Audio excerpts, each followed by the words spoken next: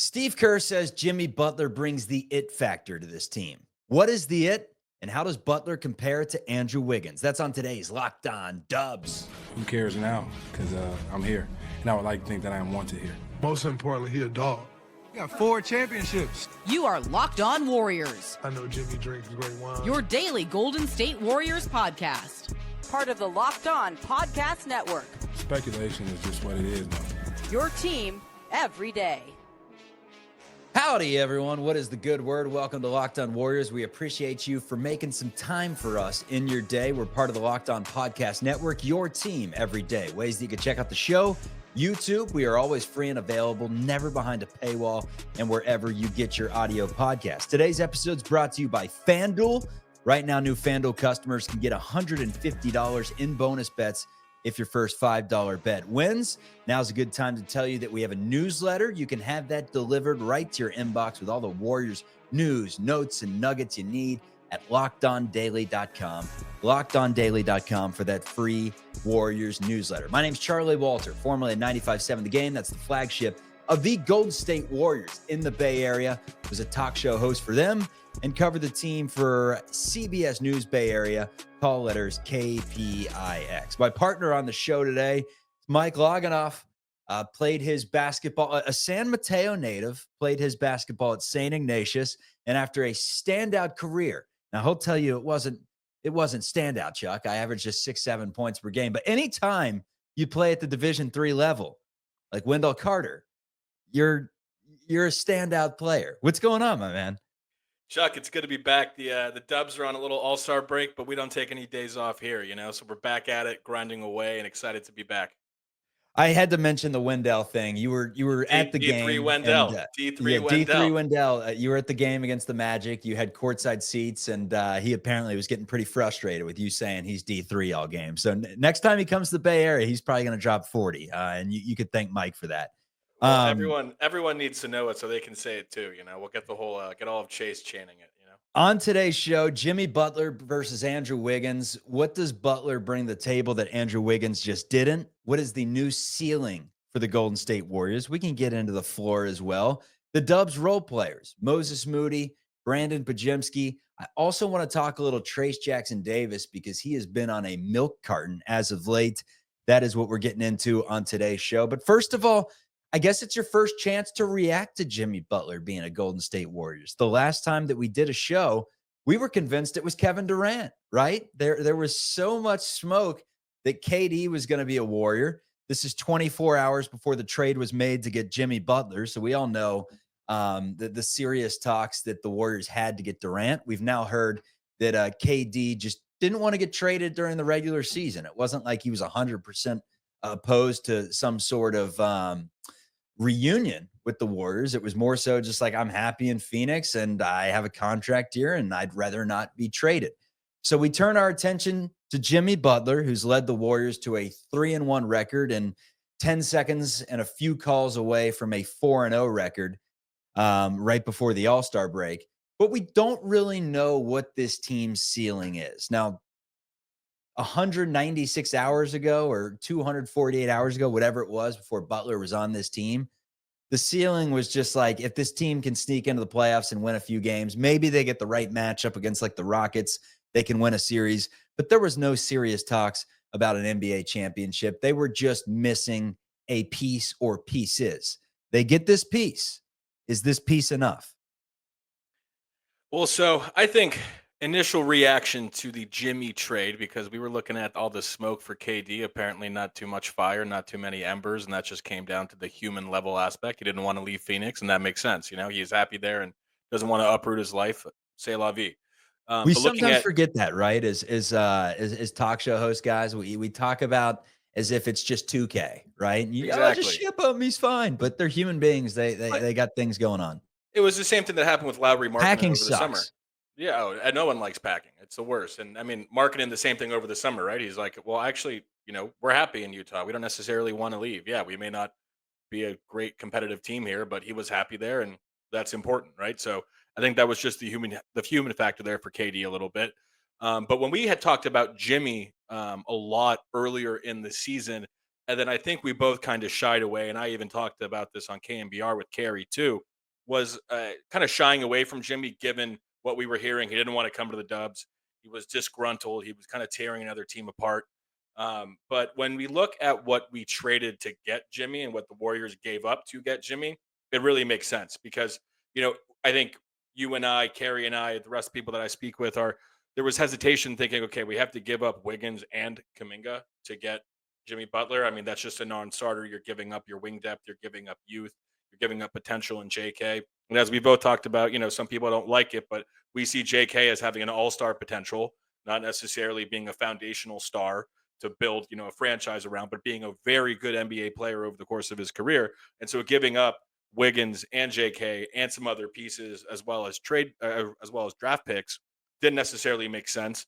But when we look at what we actually gave up to get Jimmy, I think we really see a step up, and it's actually really going to help the consolidation of the roster. We'll talk about that a little bit later.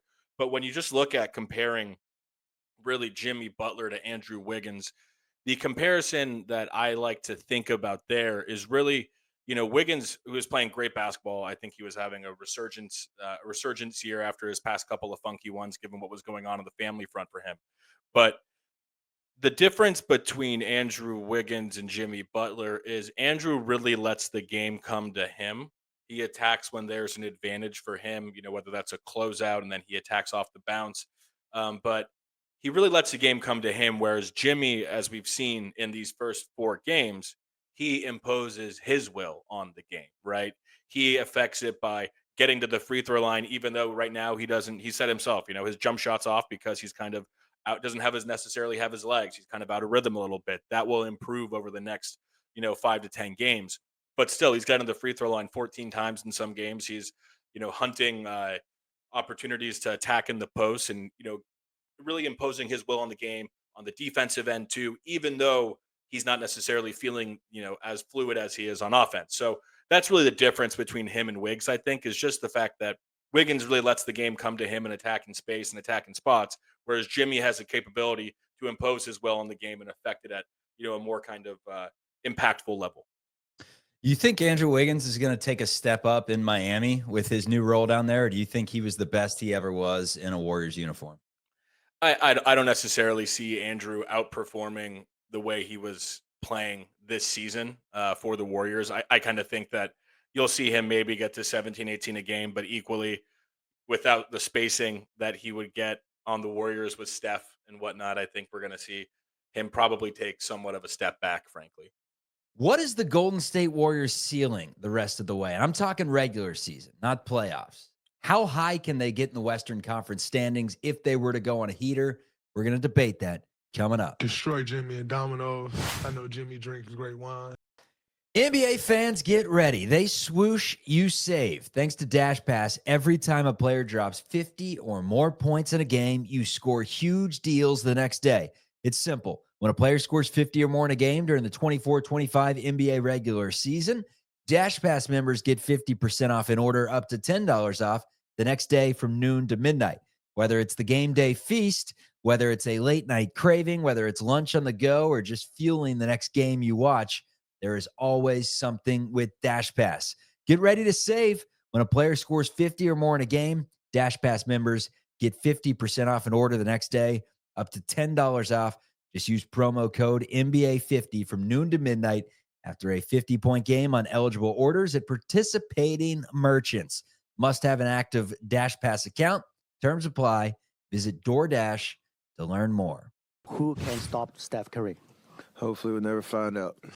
All right, we got a lot to get into on today's show. Just getting started. What is the new ceiling for the Golden State Warriors? That's coming up, but first let me ask you what the Golden State Warriors floor is, because as of right now, they are a 10 seed, a play-in team. If the season were to end today, there's 27 games to go. I crunched the numbers. 18 of those 27 games are against teams that are play-in or worse. 9 of those games are against top 4 seeds, or top 6 seeds, rather, in the Western or Eastern Conference. So a lot of winnable games, but I said this on a previous show.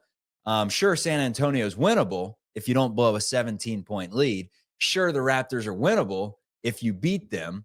Sure, the Brooklyn Nets are very winnable, but you already lost to them as well. So the list goes on and on. With Jimmy Butler now being on this team, are you a firm believer that, like, at worst case scenario, this is going to be, a 7 or 8 that's in the play-in? Is there any scenario where this team stays healthy and somehow misses the top 10? I think our floor for the Warriors this season is really, it is a play-in team now, right? I mean, I think what, one game above 500, we're 28 and 27, I think, coming out of the break, and so it's I think there is a chance that you end up in that 9 to 10 spot, but I think if the Warriors do end up in that 9 to 10 spot, then that's not necessarily where they would want to be from the standpoint of looking at the trades that they made and whatnot. I think the kind of aspirational floor for them should be a 7 to 8 seed, but what they should really be gunning for is to try and get into that 5 to 6 seed spot, right? I mean, that's why the Warriors make that consolidation trade with Jimmy to bring in that second star. That's what they should be pushing for. Floor being, 9 to 10 realistically. If they fall out of the 9 to 10, then I think the season has been an abject disaster, especially looking at the trades that we've made and bringing in a secondary star along Steph. So really got to at least get that 7 and 8 spot. But even then, I think that's underperformance. Yeah, the big thing would be if the team just isn't good, quite frankly, which I don't think is going to happen. And On the getting back record. JK will help too, right? Getting JK Yeah, back will but definitely let's help. say JK comes back next week, and if the team just isn't good, and misses the play-in altogether, then what the hell do you do? Because you've locked up this core. You had a 30-game sample size with this core together, and if they're all healthy and they miss out on the play-in, then it's like, well, are we going to double down and try to find another move next year and trade more of the youth? Are we just going to kind of play it out like the Phoenix Suns have been doing, even though we know internally we're probably not good enough? That's where it gets a little dicey. And that is why the confidence of Draymond Green saying that this team can win an NBA championship has got to make you feel good. Well, and that's where when I think about the ceiling for the Warriors now that they made the trade for Jimmy, it really puts you in that. I think the way to think about it is really in the puncher's chance, and it just kind of it makes things interesting for the team now, right? Thinking about, okay, you're trotting out Steph, Jimmy, and Draymond in a playoff series. Does any team 1 to 8 in the playoffs really want to face that matchup when you have someone that we've seen Steph, he still has it. He can still perform at the highest level. Once Jimmy got on the team and even, after the trade, he was still performing at a high. Steph really kind of stepped up his performance. Then once Jimmy joined the team, he became even more efficient, right? And so Steph still has that. We saw it in the Olympics too. We can play basketball in high leverage scenarios still at the highest level and lead you to a victory. And so Steph still has that. Jimmy has that competitive nature. Draymond will do literally anything and everything to try and win a basketball game, as we've seen, even if it's not allowed by the rules of basketball. And then you can get contributions from the other role players who are now in the I guess the role that they should be associated with. I've talked about this on Twitter as well. That now that's why we're seeing performances by BP, by Moody, by even Buddy Heald as being able to actually contribute more meaningfully because we're not asking them to contribute beyond what they're capable of, right? I mean, those guys are NBA role players, but when you try to get them to perform like they're a number 2 option or a number 3 option, it just doesn't necessarily work. So getting JK back as well to really be that third option and seeing him playing off of, Jimmy in that short role and where Jimmy's a decision maker and he's even more of a threat than Draymond. I mean, can't you see it right now in your mind's eye of doing an inverted pick and roll or a pick and roll with Jimmy setting it for Steph, double team on Steph, Jimmy gets it at the mid post, takes one dribble, help steps up, JK cuts on the baseline, rises up, alley oop, easy two, right? You can see that already happening. And so bringing back JK, slotting him into that really, true third option offensively, and allowing Jimmy to really be that second option with the rest of the guys around them. I mean, I think I would not be surprised that if we can make it into that 5 or 6 spot or, win out of the play-in, it wouldn't surprise me if they're able to kind of steal the first round and then see what the matchup is in the second round, right? So I think that this provides the Warriors an opportunity to really go on a run if it all comes together well, right? I brought this up yesterday with our guest, Frank Michael Smith. You could check out the show on our YouTube page if you have not seen that already, and be sure to subscribe to the page while you're here. It is free. Warriors right now are 3.5 games back of the LA Clippers. They're 5.5 games back of the Lakers, and they are let's do the math. My math sucks. 6 games back of the Houston Rockets right now. Nuggets at 8 games. I mean, at a certain point, you have 27 games left. That's almost an impossibility unless you go on some crazy run to get up to 3. 4 would be very difficult as well. And with the way the Lakers are playing, that's tough. So let's say 6 is the ceiling for the Warriors. That's the spot you're shooting for. You were shooting for an opportunity on the last day of the season when you play the LA Clippers to be a half game back and to beat LA, finally beat LA, who's giving you fits, and take down Norman Powell and company to get into the postseason and not just the play-in tournament. But let's say the Warriors would get there. So many questions right now are, why should the Warriors be competitive? Sure, they added in Jimmy Butler, but this team was nowhere near competing for an NBA championship. My counter argument would be they've beaten just about everyone. I mean, they got a winning record against OKC, I believe, against Memphis as well. Granted, Memphis Houston has been too. injured. They've taken care of business against the Rockets. The Lakers have kicked their ass, and that's a tough matchup. We But haven't this is beaten a team that, California team. We haven't against a beaten a lot of the California West, team. man, this team can compete. You add in Jimmy Butler now. We haven't had a full sample size of what this team can be. Why not the Golden State Warriors? Why can't this be one of the teams to beat in the Western Conference? Why isn't Draymond right? I mean, that's the thing, right? You have that, I guess, the big three of Steph, Jimmy, and Draymond, and in a playoff series, I wouldn't bet You have against Pods and Moody playing their best basketball. You have Kuminga coming Kuminga. back. That's a nice 6 right there. Peyton and Yeah, Looney are NBA champions. I mean, you're not very tall. That could be an issue at some point, but but the Warriors have proven an ability to defend at a very high level and rebound at a very high level despite not having size, right? And so I think, yes, that would be great to have a true big man in there for some size.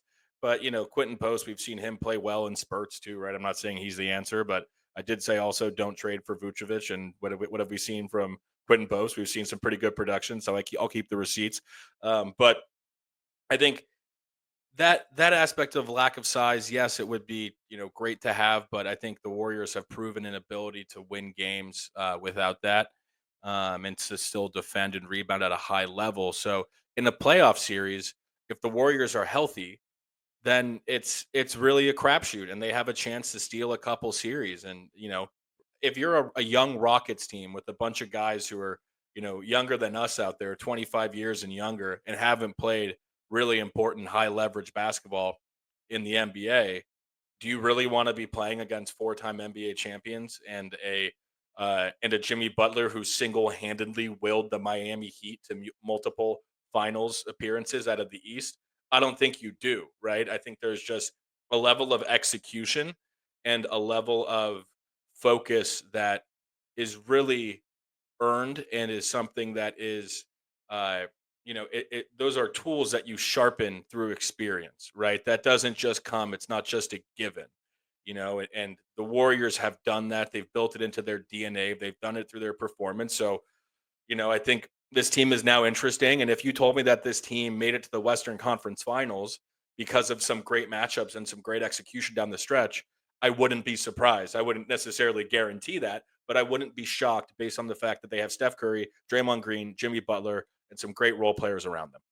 they went from going 12 deep, like 13 deep at the beginning of the season, to where all the panelists and the analysts on ESPN, TNT, whatever it may be, they're like, Steve Kerr is insane for thinking that this can work. And Kerr was like, I'm just going to roll with it. That has changed drastically. Like, this team has a lot of talent. They're very top heavy, but they're not a team that's going to be rolling 12, 13 deep anytime soon, because players number 13 and 14 were just added to the roster. Player number 13, Kevin Knox, on a 10-day contract.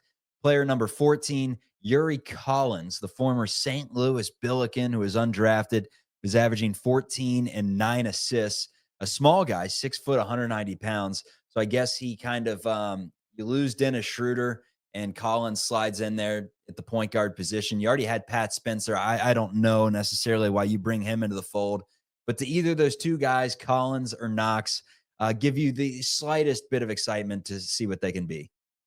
I mean, not necessarily. Maybe Kevin Knox, he's proven he can contribute at the NBA level. I think there's some inconsistencies with his game, and that's why he's back down in the G League. But I mean, if Kevin Knox is your 13th guy off the bench, I think you're in a pretty good spot. I think. Brandin Podziemski and Moses Moody are both playing the best basketball of their careers. They have both been added into the Warriors starting lineup. But who's better between the two? And who's going to have the better career? We debate that coming up on Locked On Warriors. And most importantly, he a dog. We need more dogs.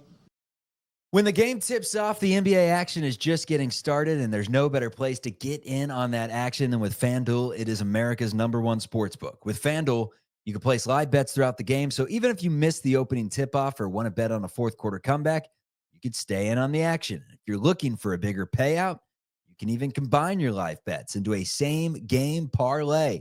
I love using the live betting feature because oftentimes I get in on a game, and 5 minutes in, the bet is completely cooked.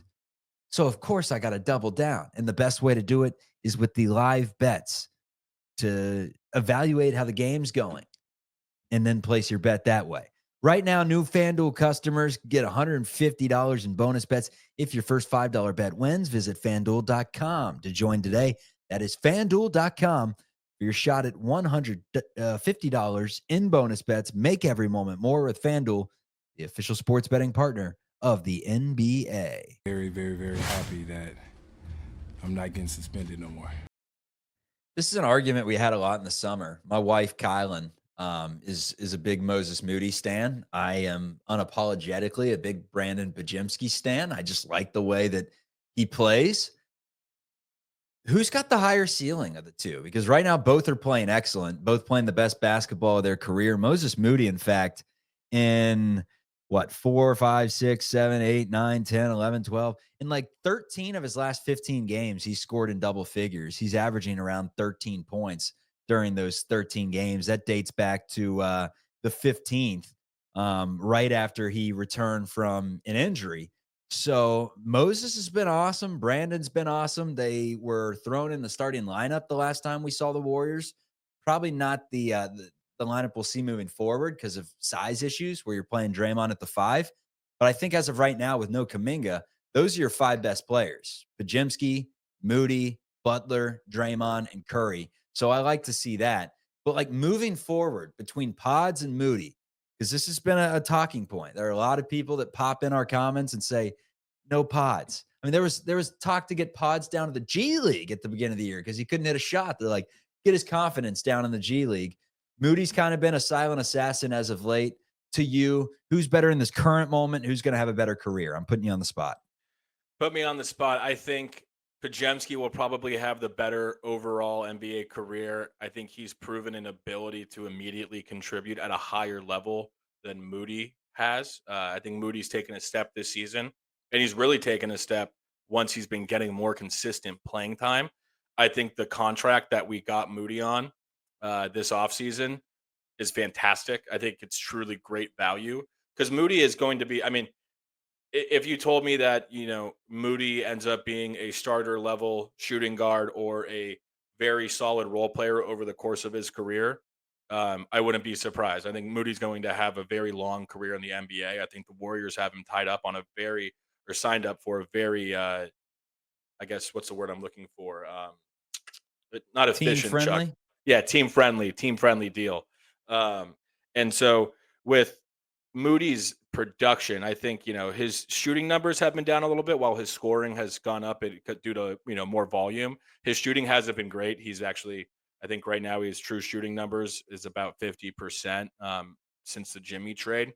But equally, I think that's just him going to need to adjust to kind of playing longer minutes, and then he'll find his shot. I think he's actually shooting below 30% from 3 since the trade. So, but equally, if you think of a Moody comp as someone like an Isaac Okoro, a Cole Anthony, a Neesmith, his production actually, and the reason why I choose those comps is actually the contract value, right? At about call it $13 million a year, $11 to $13 million as kind of 3-and-D role players starting to spot wings in the NBA. I think his actual total production exceeds those players. So that's why I say it's a very team friendly deal. But I don't necessarily see Moses Moody ever reaching a ceiling of saying, okay, Moses is going to be putting up 17 to 18 a game efficiently as a 3-and-D wing in the NBA. I think his ceiling is probably a little bit lower at that kind of 13 to 15 contribution. Whereas it wouldn't necessarily surprise me if Pods, exceeds at certain points, 15 points a game, while having, his 4 to 5 assists. And then for some reason, that guy can rebound, for a guard like we haven't seen before, right? He's pulling down 7 rebounds consistently in a game. So I think Pods will probably have a more impactful NBA career than Moody, but I'm sure I'm going to be torn apart for this. So really, I appreciate you putting me on the spot. No, those guys are it's a good nucleus of role players to build around, right? Like you're not Totally. going to win an NBA championship with those guys as your 1 and 2 ever, I don't think, unless Nope. Pods turns into a Hall of Famer. But I think with those guys as your 4th, 5th, 6th best player, something like that, like you can be really damn good for a long time. And to get Moody on that deal where you're only paying him 13 million a year, you got some flexibility moving forward, and you're paying Pods nothing for the duration of his rookie deal. Trace And Jackson that's Davis, meanwhile. What's up? one more thing that I just wanted to add on there too, Chuck, that we, because there's been talk about this with, Jimmy and the contract that he signed and the fact that this is kind of the last dance for the Dubs, right? With Steph, Jimmy, and Draymond's contracts all expiring at the same time, assuming that they all kind of hang it up then. Uh, I think the Warriors will be well positioned, with flexibility and cap room. But then if they retain this young core, it could be enticing to say, well, hey, look, at that point, maybe Kaminga is contributing at an all-star level. And then you look at who's on the market and say, hey, look, we got a bunch of young guys who are actually really ready to contribute.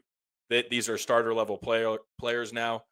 Kaminga's an all-star. And then, the Dubs will have cap space to maybe go sign a couple big guys and take a Go couple get big ourselves a swings. Jokic. Yeah, let's go get someone in the Us. market. Yeah, so that's kind of something interesting to think about too with maintaining this young core. And that's why even going back to the top of the show of thinking, what did we have to give up to get Jimmy and did it make sense? I think it totally makes sense. We didn't mortgage the future and we still got a chance to win now, which is what I've been harping on with you all season. So Yeah, it I'm sets a happy clear with it. timeline. That's the biggest thing, man. It sets a clear timeline. You know Totally. exactly what the Warriors are doing, where before you're like, they're just kind of in purgatory.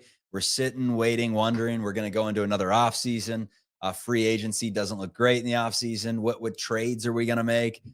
So for this to finally happen, it just really does put the glue over this thing and solidify the fact that the Warriors are in it to win it until Steph Curry is no longer a Golden State Warrior. Trace Jackson Davis, my question is, how much longer is he going to be a Golden State Warrior, at least one that's receiving minutes? He's played 3 games in the month of February. He's played a total of 10 minutes. And if you go back through Trace Jackson Davis's game logs, you have 2 straight games of did not plays. You have 1 minute of playing time against Milwaukee, 3 minutes and 53 seconds against Chicago. Mind you, all 4 of these games are without Kyle Anderson, also Dennis Schroeder and Lindy Waters. So 3 players were sent out the door. Your roster's depleted and he's not getting any minutes. The last time he's played more than 10 minutes, you got to go all the way back almost a month to their game against the Chicago Bulls, where he played, or I guess the LA Lakers on the 25th, where he played 14 minutes.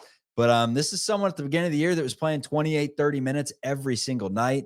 What has happened to Trace Jackson Davis? Is it ever going to turn around to where he starts getting some minutes to showcase what he can be? Or is this something that, worked when they needed it to work and now they found a better solution? Part of me, my gut tells better of the options that you just, put forth. I think Trace, and we actually talked about it earlier this season. I think he actually started the year tremendously, right? He was shooting something like 70%. He was finishing around the hoop really well. He was I think he hit his actually, first 12 shots on the field. yeah, and he also too, but it was over a longer sample than that, right? He was like, I think the first maybe 10 games of the year really kind of contributing well.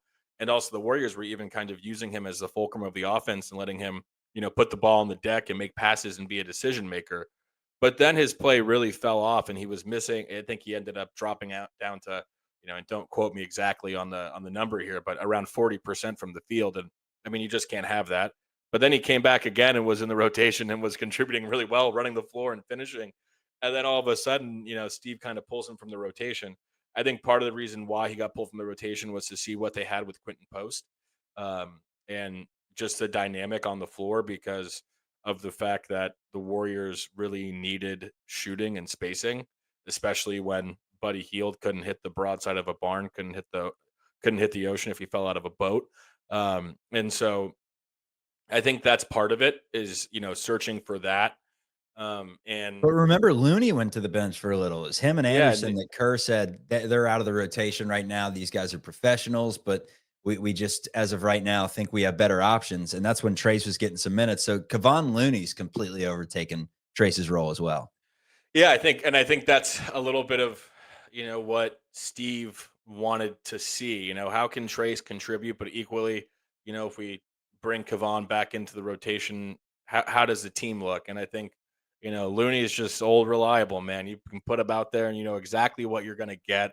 His ceiling is limited, right? But his floor is so high with his defense, his ability to navigate screens as a defender. I mean, exactly what they're going to get with him. So I think part of the calculus was probably a lack of variance in Looney's production and performance versus Trace's ability to be up and down.